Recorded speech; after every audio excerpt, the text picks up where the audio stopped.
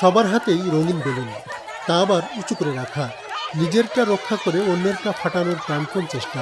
কিন্তু রক্ষা করা কি এত সহজ? বেলুন ফাটানোর লড়াইয়ের এই দৃশ্য সবাইকে দারুণ আনন্দ দেয়। দৃশ্যটি সম্প্রতি অনুষ্ঠিত হয়ে যাওয়া যশোর কুলেরহাটের আদ্দিন নার্সিং ইনস্টিটিউটের ছাত্রীদের বার্ষিক বনভোজনের।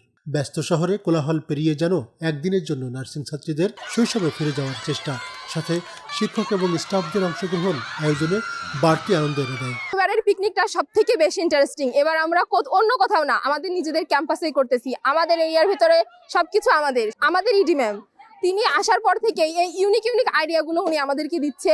আর আমরা সবাই খুব এনজয় করতেছি, সিনিয়র জুনিয়র সবাই এই দিনে সবাই খুব এনজয় করি। ম্যাডামের কাছে আমাদের বিশেষভাবে আবদার, প্রতি বছর যেন আমাদেরকে এইভাবে একটি করে পিকনিক উপহার দেয়। বনভোজনের আড্ডায় ফিরুক শৈশবের সেই হাসি, গানে খেলায় রঙিন হোক আজকের দিনটি।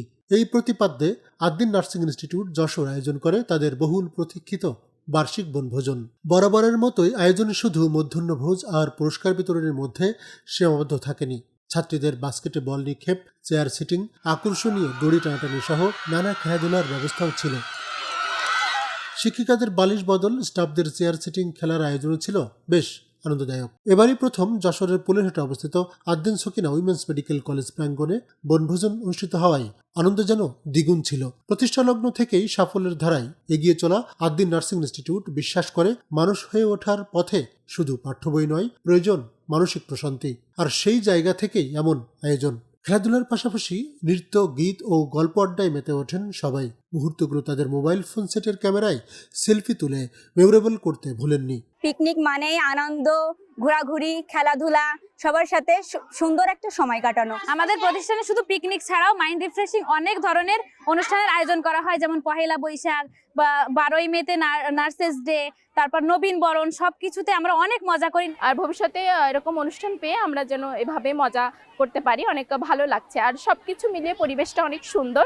এটা সাধারণত শিক্ষার্থীদের যে মানসিক দুশ্চিন্তা এবং তাদের যে একটা একগুঁয়েমিতা দূর করে তাদের একটা রিফ্রেশ ভাব দেয়, তারা আবার নতুন করে পড়ালেখায় মন দিতে পারে।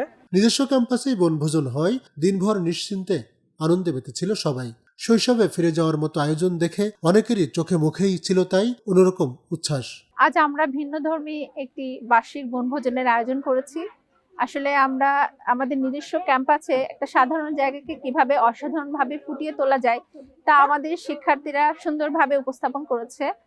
এবং তাদের যে পড়াশোনার চাপ, তাদের যে মানসিক একটা অবসাদ, সেখান থেকে বের করার জন্য আমরা এই ভিন্নধর্মী পিকনিকের আয়োজন করেছি। তারা এই পিকনিকের মাধ্যমে তাদের যে পড়াশোনার যে স্পিরিট এবং যে রিফ্রেশমেন্ট আছে সেটা তারা ফিরে পাচ্ছে এবং তারা আবার সবাই পড়াশোনায় মনোযোগী হবে বলে আমরা আশা করছি।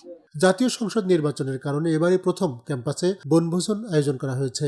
এতে সময় ও শ্রম দুটোই কমেছে, আর আনন্দ হয়েছে অনেক বেশি বলে মনে করছেন কর্তৃপক্ষ। সবকিছু মিলেই আসলে খুবই আনন্দ ঘন পরিবেশ আমরা ক্যাম্পাসের ভিতরে আমাদের পিকনিকের এবং ছাত্রীদের স্পোর্টসগুলি আমরা সম্পাদন করেছি।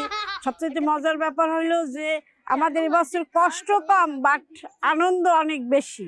এবং এটা আমার কাছে একটি অবিস্মরণীয় একটি ঘটনা যে এত সুন্দরভাবে তারা ফ্রিনেস ভাবে তারা আনন্দ উপভোগ করছে।